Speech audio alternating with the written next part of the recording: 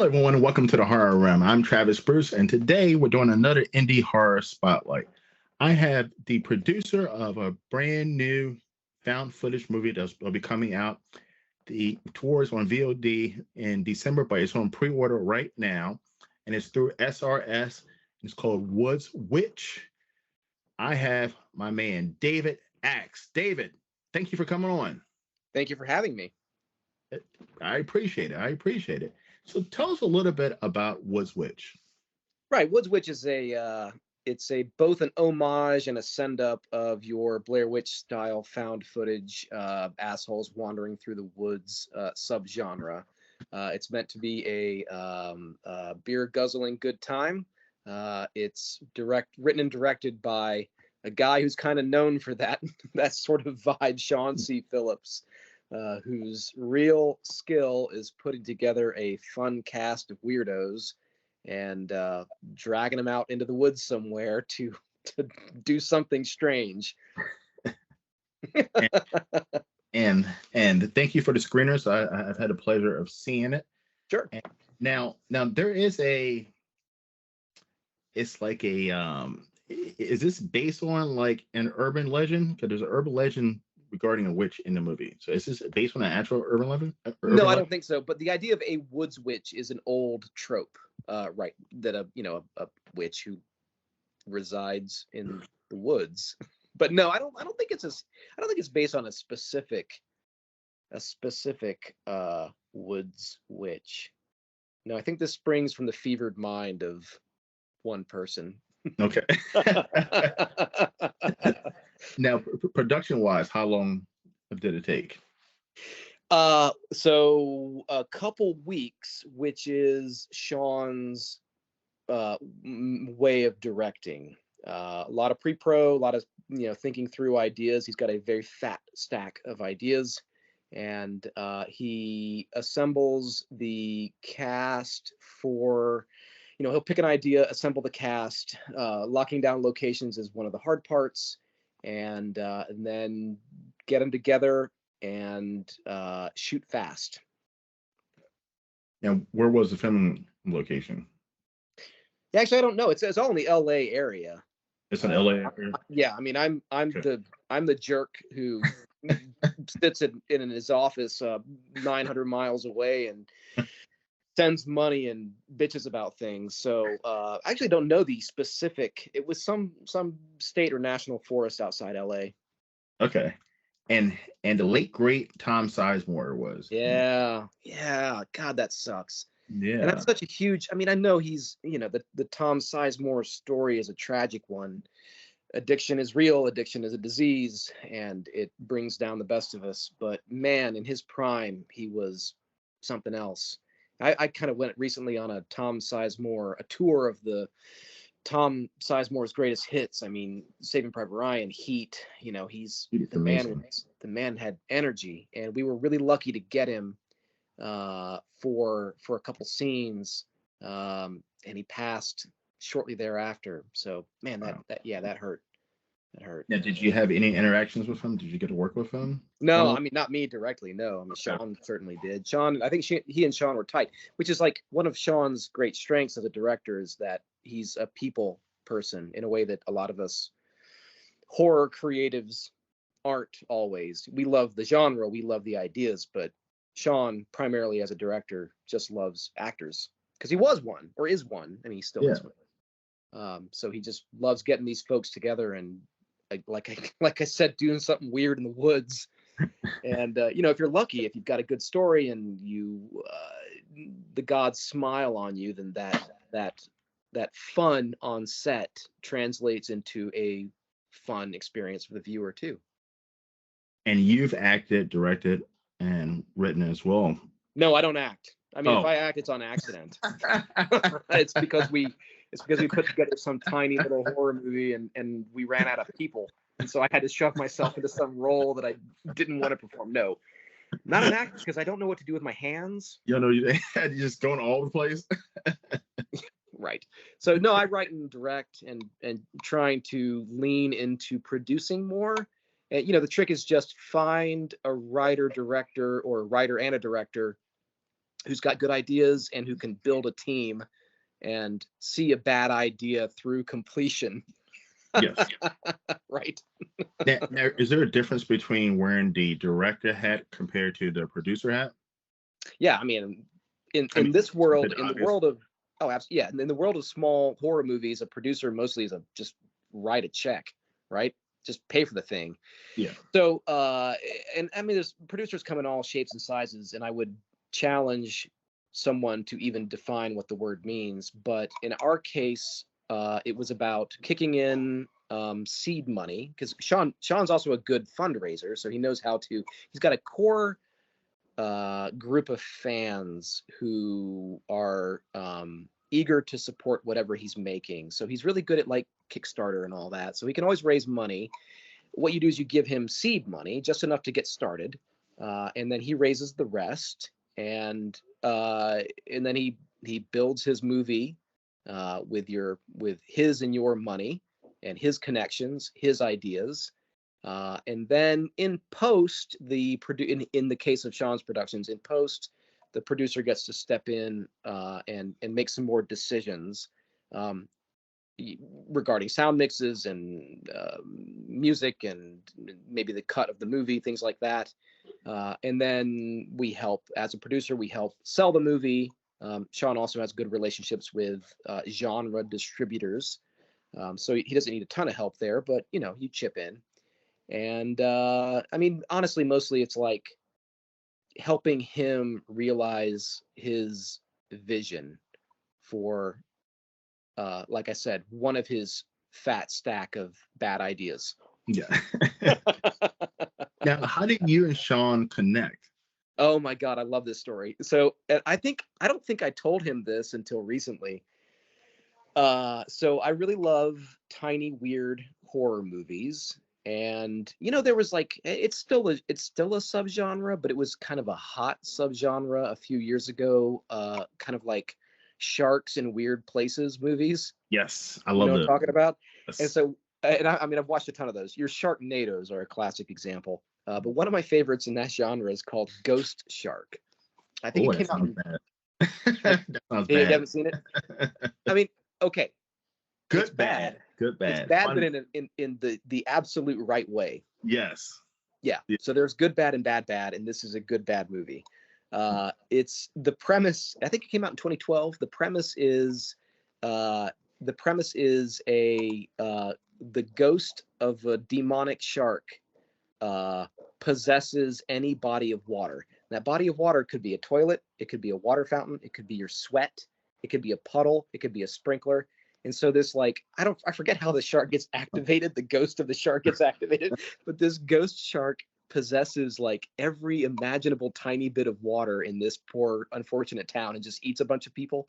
And I think the hero eventually exorcises the ghost somehow, but it is one of the most energetic, stupid ghost shark. Well, there's not a lot of ghost shark movies, but it's one of Yeah. it's There is, such a and it, we I my friends and I had a tradition for a while where we would have summer pool parties and bob around in the pool and drink and watch Ghost Shark like on a big screen by the pool, and it was such a good time. And Sean is in that movie, so Sean is an actor. He loves horror. He's loved horror since he was a kid. I hate that I'm speaking for him. Not a huge fan of interviews. He's got like interview anxieties, so we step in and help.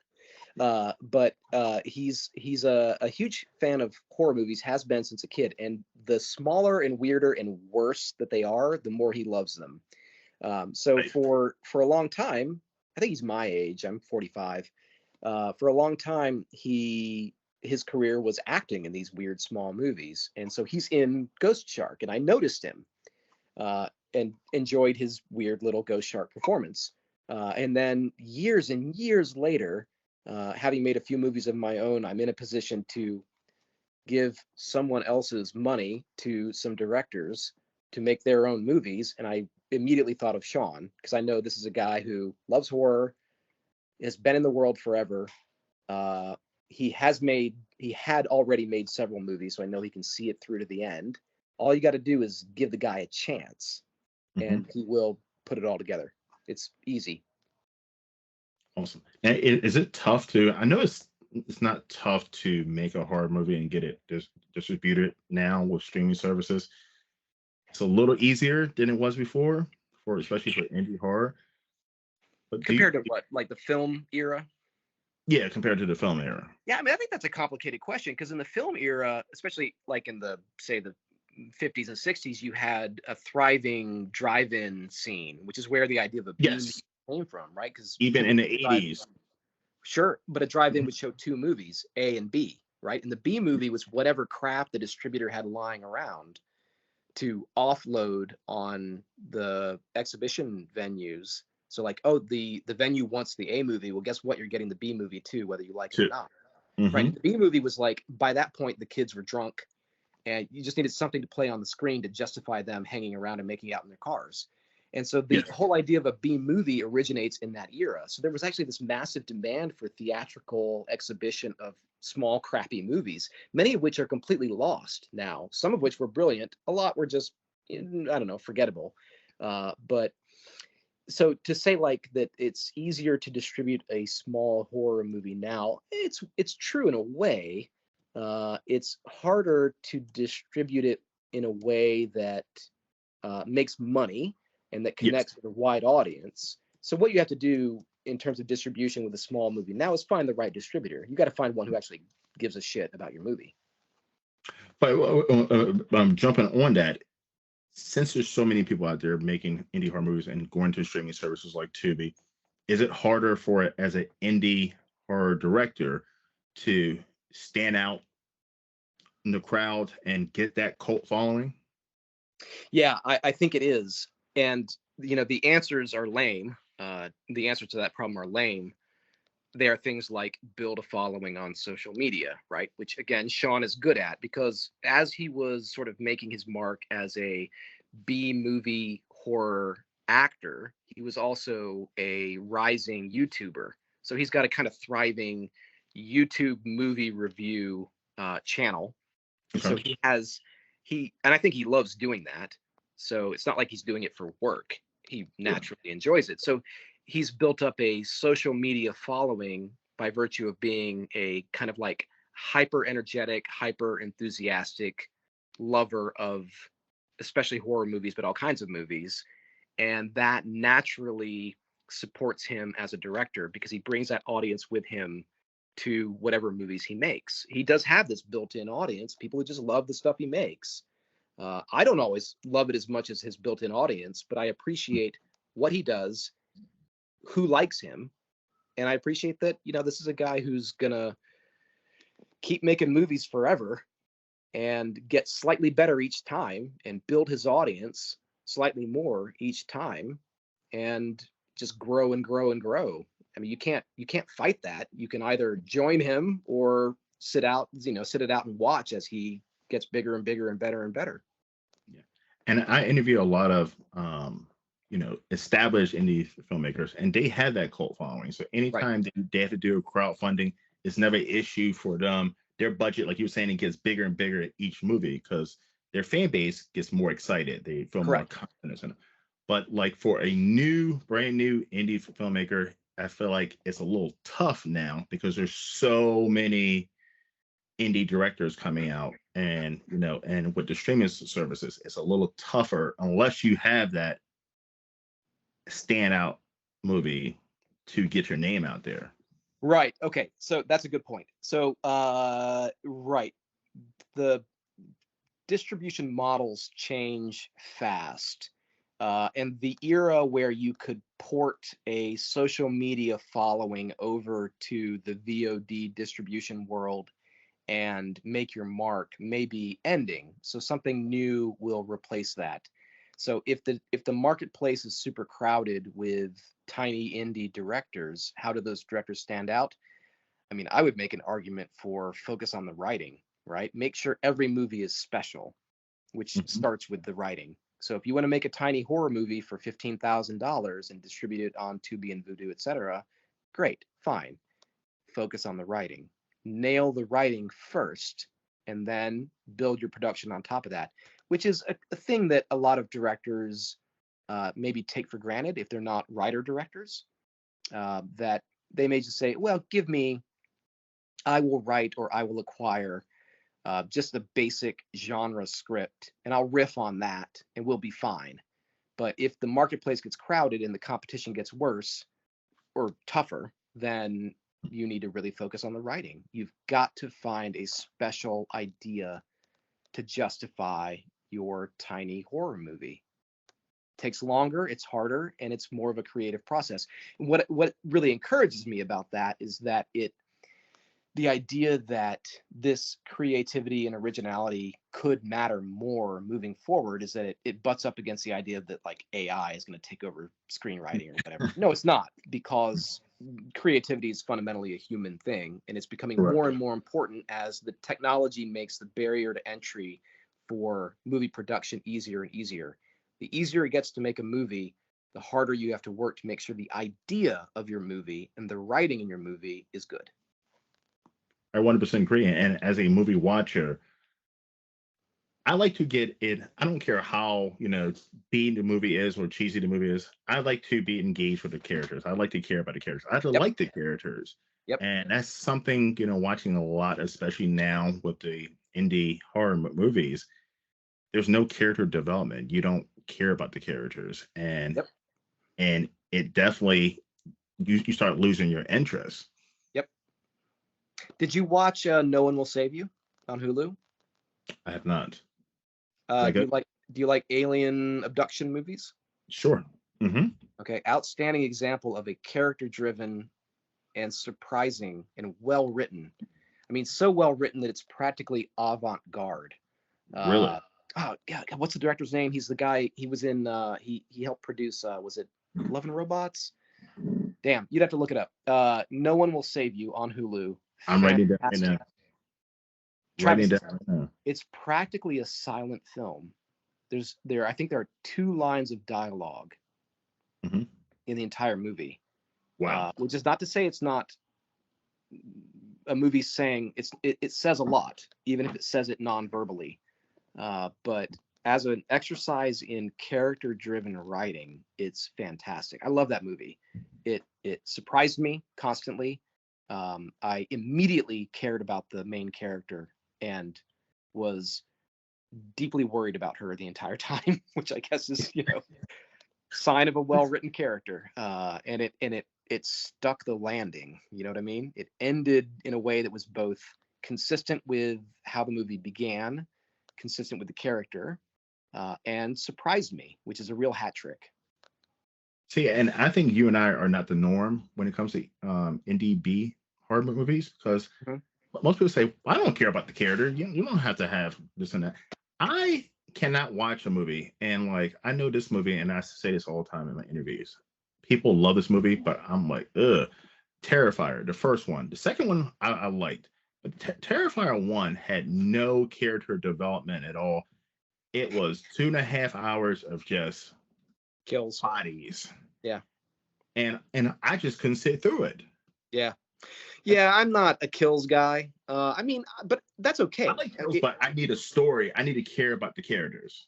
I do. I agree. But, it's a big tent, right? If that's what you want, if you want the cathartic experience of seeing fake violence, that doesn't make you a bad person. I mean, there's a real human instinct behind that. I get it. That's fine. Horror is a big enough tent to accommodate your elevated prestige A24 productions, your sort of mid-grade Blumhouse productions, and your Terrifiers. It's a big tent. It's one of the biggest tents, because a lot of subs. Yeah, exactly. And when's the last time that a horror movie that had an even halfway decent release failed? And let me give you a great example. Did you see Cobweb? No. Okay, Cobweb. Was that a Universal? It was a big studio release. I forgot. It was a terrible idea in counter programming, where the studio released it into theaters on a few hundred screens opposite Oppenheimer and Barbie. Now, this should have been a Halloween release, because it is a great example of a people living inside your walls movie, which is like a sub-genre that I really love. Very well written, excellent performance, excellent cast. It's a French director who I'm not really very familiar with. Anyway, this movie got dumped into theaters in the summer against terrible competition. Studio didn't market it at all. It's really good, and it kind of disappeared from theaters very very quickly. But it shortly thereafter caught a good word of mouth online, and hopefully is thriving on VOD and streaming. But that movie, it's almost as though the studio tried to kill that movie and they still failed. Wow. And it's you should see it. Cobweb and No One Will Save You. Two great, very different movies. One went straight to Hulu and is doing gangbusters. One, the studio dumped it, strangled it, and it still found a life on VOD. So let's go into that. Do you think the studios now, like the big name studios, do you actually think they know what horror fans want? Actual horror fans? No. Because No. I mean, even like the new Exorcist, were horror fans asking for a new Exorcist? I would argue that horror fans were asking for there not to be a new Exorcist. I was. Yeah, me too. No, that's some out of touch old folks who asked to come up with an idea for a horror movie, had flashbacks to their youth, and we're like, well, can we just redo The Exorcist? Oh, I mean, if ever a movie never needed a remake, it's The Exorcist. And I'm hearing that it's horrible. I'm hearing bad things. Whether it's good or bad, I mean, I'm old enough. I'm younger than those executives, but old enough that I really love that movie, and for to respect that movie, would never indulge in a remake. No. Let's talk about another great example of a movie that surprised everyone and should not have. Which one? Skinamarink.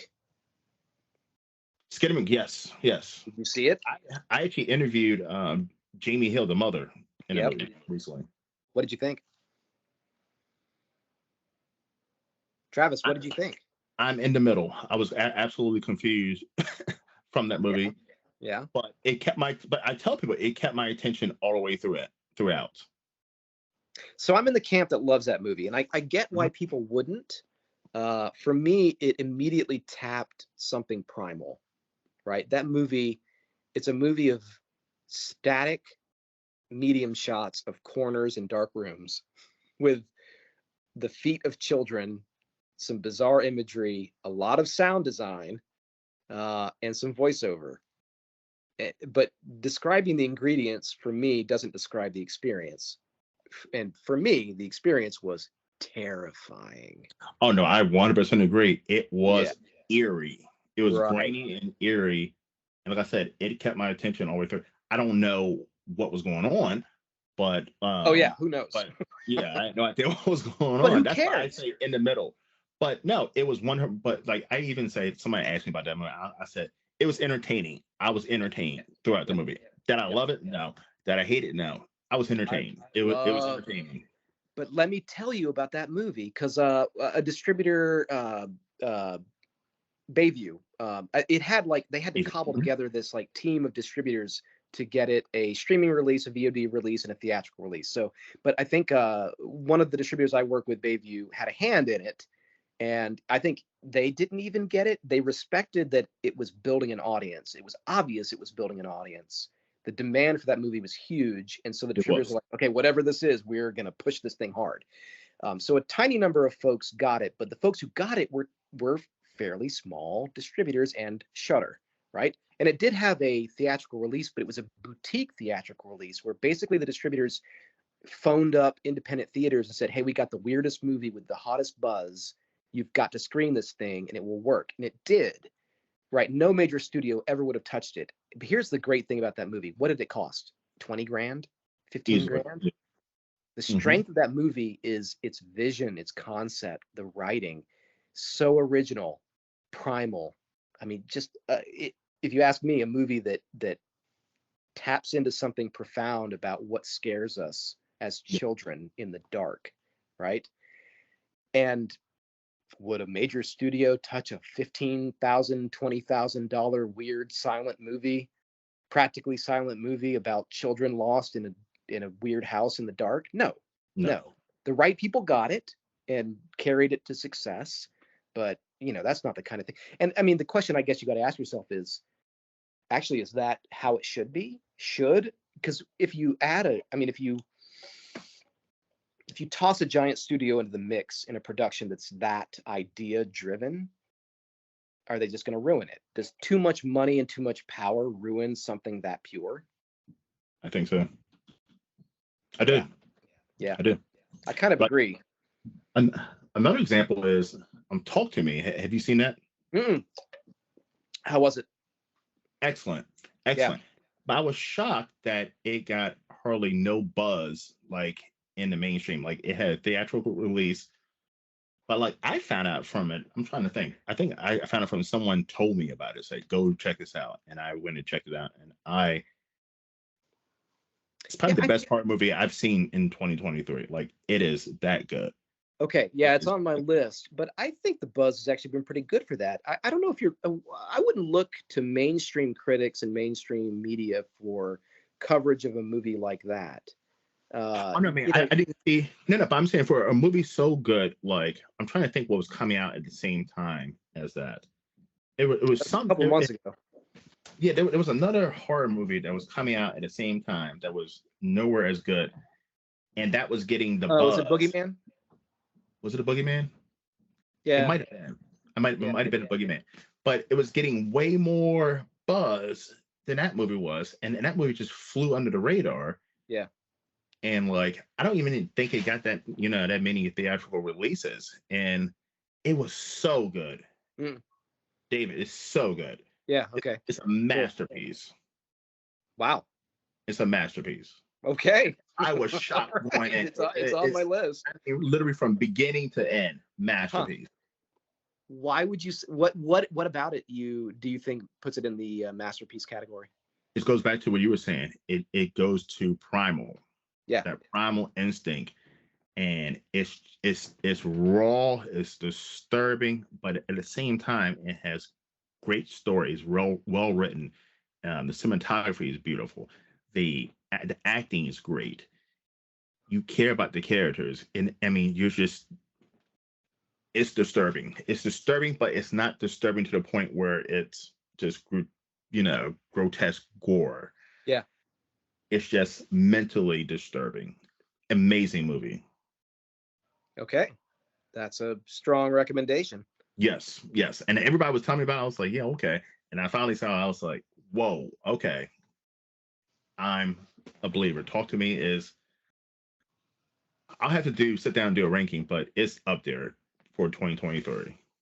So, as a guy who's stepping into producing, more and more, what I think I want is just a powerful idea, executed without a lot of committees weighing in, and even if it's a big swing, even if the risk of it just not landing at all.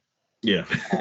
I just want that powerful idea that you can execute, reasonably cheaply, that a small number of people will love, even if the majority don't get it. And I think that's a Skinamarink movie. Granted, that was a big example of what I'm talking about. But if you can make a movie inexpensively with a cast and crew who love it, and find a distributor who gives a shit, all you need to do is find that small core audience who will share your love. And it doesn't matter if you have massive widespread appeal. And that kind of like fragmenting of filmmaking into tiny sub genres and sub audiences, I think actually is a good thing. It frees up the filmmakers to pursue crazy nutty ideas. And what really tickles me is when a giant filmmaker does that. Ari Aster, Beau is Afraid. Amazing. Okay. Well, you and me are the only people in America who thought so. Exactly. I agree. But I even love what Ty West is doing. I mean, yeah, of course. Yeah. Amazing. Yeah. Amazing. But he's actually making really good movies for a pretty broad audience. But like Ari Aster with Beau is Afraid, You know, he Yeah. spent what 3 movies building up a massive mainstream appeal, and then said, "Fuck you guys," and lit it on Yeah. fire. And I Yeah. really admire I'm gonna that. do something batshit crazy. And 3 hours long. Yes. Oh my god, that movie! It's so And good. I was I walk into a movie, I didn't even know what the fucking movie was about. Like, no, like no. there's Well, no like, the trailer doesn't tell you anything, nothing tells you anything. You're walking it completely fucking blind. yeah, yeah. Oh my god, what a swing! And you got to admire the courage of a filmmaker who will work so hard to build up the cachet, to basically get a blank check, to make whatever they want, and to make the weirdest thing they possibly can, as though they were some kid with a $10,000 limit on their credit card. That's how he approached this production. He's like, oh, Yeah. I've got X amount of resources, and I'm going to spend it exactly in the way that I want to, and in utter defiance of good taste. Now, do you think as a indie filmmaker, do you think once you start getting that audience, once you start getting that guaranteed crowdfunding, do you think you start beginning to listen more not to your natural instinct of what you want in a movie, and you start listening to more what your audience wants? Oh man, that's a tough question. I mean, my answer would be I hope not. Uh, Human nature being what it is, yeah, but we have to remind ourselves constantly that even horror is art. That we need the money to make these things. Obviously, it's important, but I don't know, man. You only live once, and there's got to come a point where, as a filmmaker, you say this is no longer about just cynically appealing to people's lowest expectations. This is about making something that says something and fucking matters and lasts, and cash in all that effort, all those ideas, and make something weird. Even horror is art. I agree. Yeah. It's definitely art. Now, you've been doing this for a while. 10 years. 10 years, yeah. 10 years, and I interview a lot of brand new filmmakers. What's one bit of advice that you could give them going into horror filmmaking? Script. Okay, so the ones, because I've interviewed a couple who say they don't go with any script at all. They allow their actors and actresses to improv. They give them the scenario. Okay, well, that's not the same thing, though, right? I mean, you can build a script with space for improv, and if you cast right, and you're the kind of director who can roll with that kind of chaos and still meet a schedule, right, and get your movie done, fine. That's not the same thing as not having a script. So, I mean, an entirely improvised movie would be a disaster. I mean, have an idea. You have an idea, and you have pieces, but you don't have an actual script. Like you're saying, okay, well, Susan, this is the scenario. You go with it. Sure, I'm okay. If you ask me, the ideal is a compromise, which is a very strong idea with a solid script, but a script where the director has enough confidence in it and the underlying idea that the actual dialogue and maybe some of the smaller beats within particular scenes is flexible. So, and if you cast it well, and you cast it with people who really love the idea, they may have very strong feelings about how a particular thing should be said or should be done, and you should answer that, because filmmaking is collaborative, and movies benefit from collaboration. So improv within an existing script that is tight is great. Improv in the absence of a script is a terrible idea. I don't even know where you start if you don't have a script at all. I don't even know if that's, I can't think of a single example of, I mean, the Zen filmmaking guys from the 90s, you know what I'm talking about? I'll talk to you off camera about it. Okay, wow. All right. So I'll give you some recommendations. I would not argue against improv, but I would also never argue against a tight script, even if that script, the script may accommodate improv, great, but you got to find that middle. I would argue you got to find the middle ground between improv and writing. But I mean, can you do improv in a horror movie? successfully. Yeah, That's what, sure. like, Yeah. you think so? I mean, if you're talking about improving the dialogue, yeah, why not? I mean, and I'm not talking about dialogue, what the character does in the scenario, and Yeah, I don't think so. Because how do you build that's tension? chaos. Yeah, it is chaos, but also horror movies have to create. I mean, there's different kinds of horror movies, right? But you either have to create an environment of dread, you have to build tension to a point of a scare, and all these things require construction. So I don't know how you do that without a script. Okay, we'll talk afterwards. But Okay. all right. So speaking in horror, Yeah. what are some horror movies in the last 5 to 10 years that have really impressed you? Like mainstream ones, big box office. Oh yeah. Yeah. I mean, I'll give you my favorite recent example, Malignant. But yes, yes. Yeah. That And movie I'm was sad that that bonkers. one did get a theatrical release. I'm sad that it didn't. Huh? Say it again. I'm sad that that one didn't get a theatrical release. You Well, right, know, because was it a pandemic movie? it was a Did it get pandemic. Yeah, it it was got straight coveted? HBO Max. Yeah, It would have gotten a theatrical release yeah, if it had been a year later. yeah. Okay, so a horror movie that got a theatrical release. So my favorite recent example is not really that recent, but it's my best in theater horror experience of the past 5 years would be Hereditary. Hereditary was great, Right. but I'm more of a Midsummer fan than a Hereditary fan. I mean, I love them both, but Yeah, I'm talking about a theatrical yeah, experience, right? So I have like 3 or 4. I love going to actual theaters and seeing me movies with too. actual people, right? Me too. Because you create a vibe in the theater that adds to what's on the screen. And my two favorite are Hereditary and The Ring, the American The Ring. Oh yeah, So with Hereditary, I don't think that movie was terribly well marketed, it or at least it wasn't. didn't catch. I live in Columbia, South Carolina. It didn't really catch on here. I saw it with a buddy of mine on like a Friday night, and it was just us and like 10 other people in a 200-seat theater.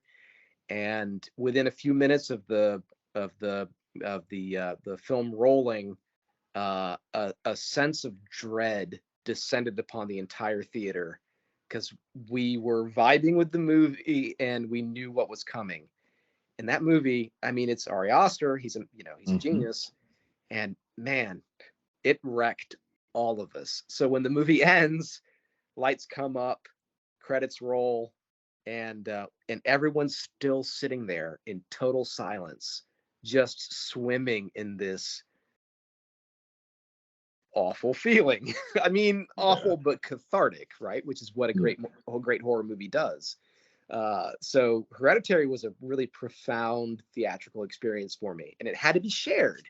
Mhm. And the Ring was an entirely different horror experience, but equally great. I saw that. When did that come out? 98, 98, 99, 99, 98, 99. Saw Mhm. that in a crowded theater in Greenville, South Carolina. Had to have been 200 people in that theater, so it's like everyday Joes, right? That was Mhm. packed. And you remember the beat in that movie where Samara crawls out of the television for the first Yes. time, right? I swear to God, about 15 people bolted upright from their seats, said no way, and ran out of the theater and never came back. It was outrageous. So it was like this shared experience of uh, who's going to survive this movie. And I don't know if the movie holds up. I haven't seen it in years, but in 99, it scared the shit out of hundreds of us in a Yeah. group so badly that a bunch of us bailed. It was so Yeah. good. So, I mean, I love those shared experiences on a big screen, big sound, sitting next to some random stranger Yeah. and buckling in to see what happens with this weird shit on screen. The last one, speaking of shared experience, that I tried rewatching the movie at home and it wasn't the same. I couldn't even finish it. But Terrifier 2. So when Terrifier 2 came out, it came out limited release and you had to go on like a Thursday at 1 o'clock to see it. And so I remember I took off from work and I went to see it and it was packed and everybody had their little barf bags because they give you barf bags. And it was an experience like to see all the things going on and see everybody's reaction like, whoa. it was a crazy, insane experience that I never experienced with a horror movie before. By But the you way, don't love it.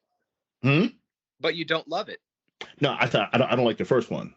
Okay. The second one, I like the first one. I mean, the second one they did a way better job with Yeah. because of the character development. It had a story. I mean, you cared about the characters in that movie. You know, the characters have names, they had personalities, they had story behind them. Part one, it was just like, here's a bunch of people, and here they go and die. You know. Yeah, that's a great. I mean, that's a great example of a movie that built an organic audience. Terrifier 2, Yes. like against all odds, and it Yes. should be. Even if you don't, I don't love the movie. Even if you don't love it, it's really inspiring as a horror filmmaker. That in the mainstream film production, movies get fewer and more expensive, but those of us living in the basement can still make tiny weird movies and really find an audience. And yes, the audience rewards you with money, but the real joy of finding that audience is knowing that you spoke to a whole lot of people just like you, Yep. who love the same things. And those guys, if you've seen many of my past interviews, those guys did it the hard way. Yeah. Because back in I'm a big horror convention. By the way, I was in Columbia, South Carolina a couple weeks ago for the South Carolina Horror Con, the first annual Oh, one. nice. I Yep. didn't go. Yeah. Yeah. No, Sorry, missed it. it was amazing. Cool. Go next year. One of the best cons I've ever been to. Okay. In 2016, I was going to horror conventions and I kept seeing Terrifier, Art the Clown, Terrifier, Art the Clown. And they were there and they were giving free pictures and free autographs. And I was like, who the hell is that? I don't know who that is. And after about a year of seeing them at every convention, I was like, well, let me go ahead and watch this movie. Boom. You know what I mean? Like it was even today, Terrifier 2 is a success. People know who it's a common name in the horror community. Damien Leone and Art the Clown and the whole cast, they're at every single, you cannot go to a horror convention in this country and they're not going to be at. And they're there, they're friendly, they're shaking hands with the fans, introducing themselves. And it's like this old school hustle. I'm going to be at every single convention and I'm going to make sure that every single fan knows who the hell Terrifier is or what Terrifier is. Yeah, you got to admire that. Yeah. It's great that that's still possible, right? I mean, people get cynical about filmmaking, but these guys made a weird murderous clown movie and it really caught on, and they did it with hustle.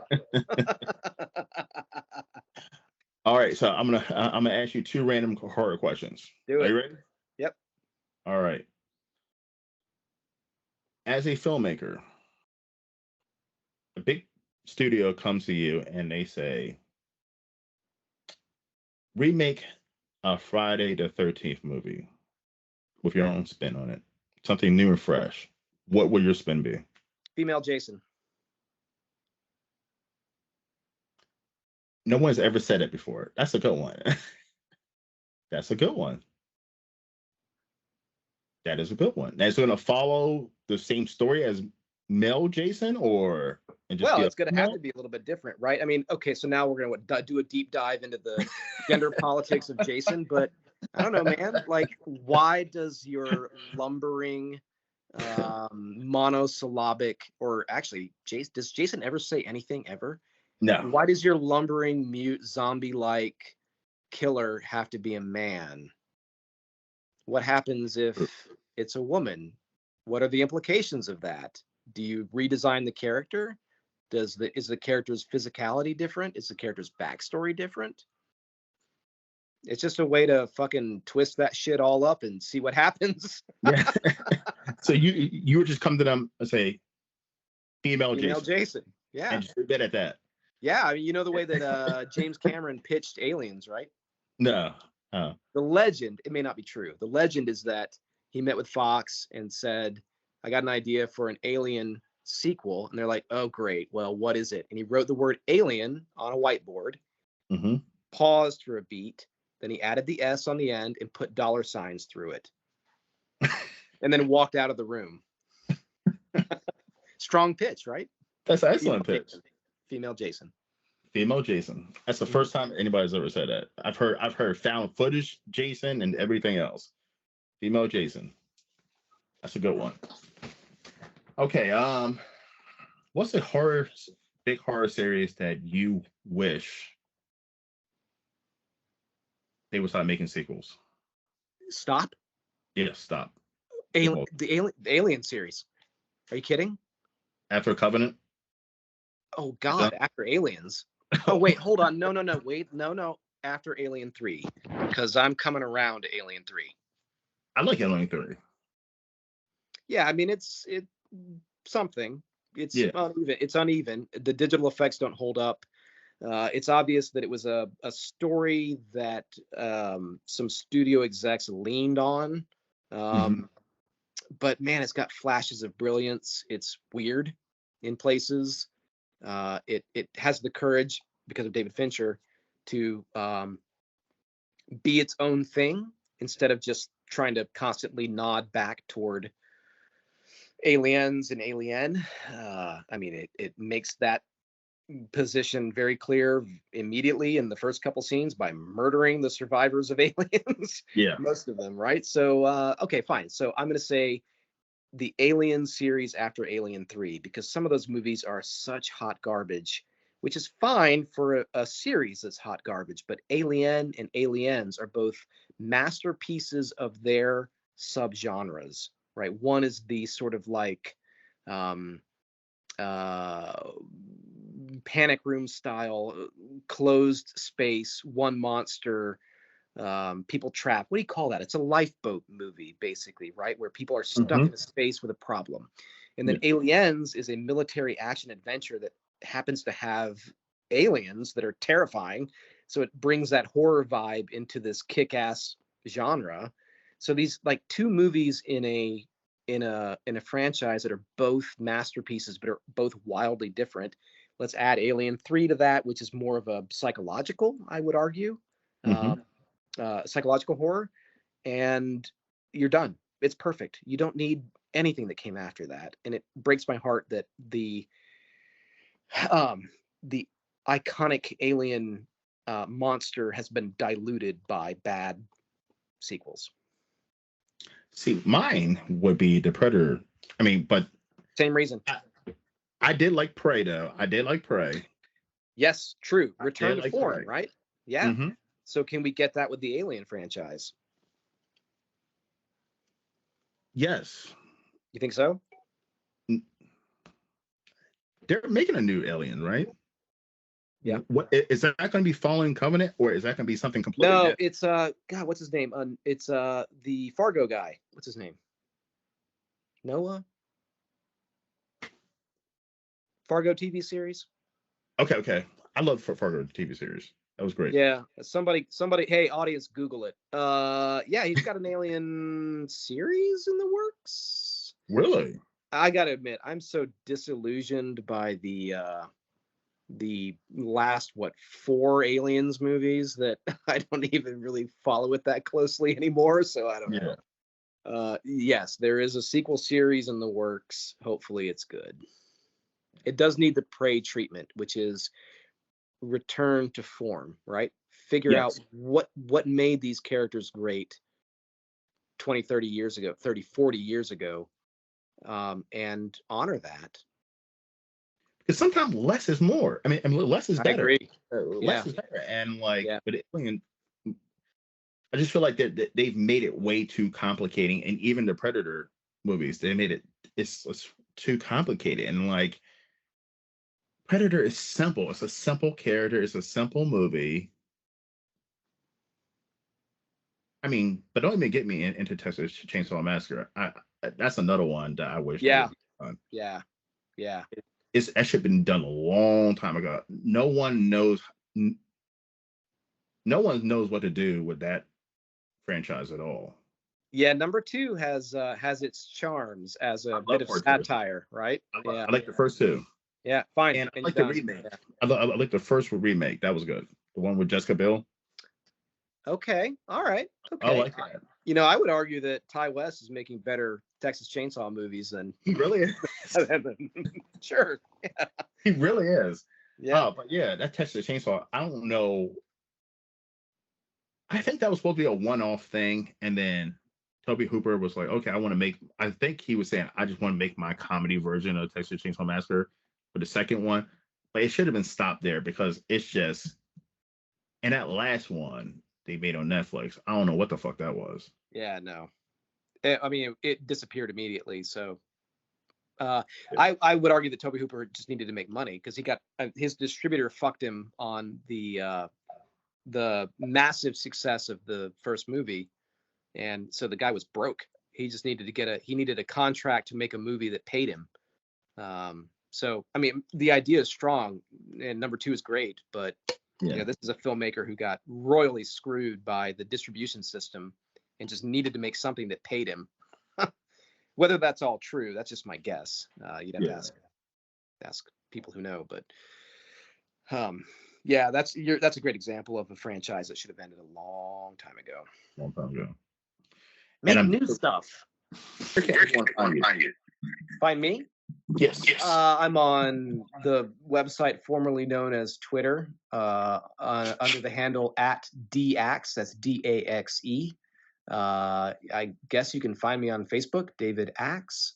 I work under a couple production companies, one called Defiant, one called Drax, like the Marvel character. But what I want you to do is check out Woods Witch. Look at the trailer on YouTube, and the movie's being handled by SRS. It's available for pre-sale now. This is Sean C. Phillips' found footage Blair Witch Send Up. That's a ton of fun. It's worth supporting him and his weird little movie and me as we do our best to maneuver toward that idea, that Skinamarink idea, something pure, right? Something small and pure that says something to the right people, right? I just want to find that small horror audience and talk to them. Well, look, everyone, please look out in December for Wood Witch, as well as go ahead and do the pre-order. David, it's an absolute pleasure. Yeah, it's been great. Thank you for coming on. It's my pleasure. You're more than welcome to come on anytime. Thanks, man. All right. Well, everyone, thank you for coming to the Horror Realm. I'm Travis Chris. I'll see you next time.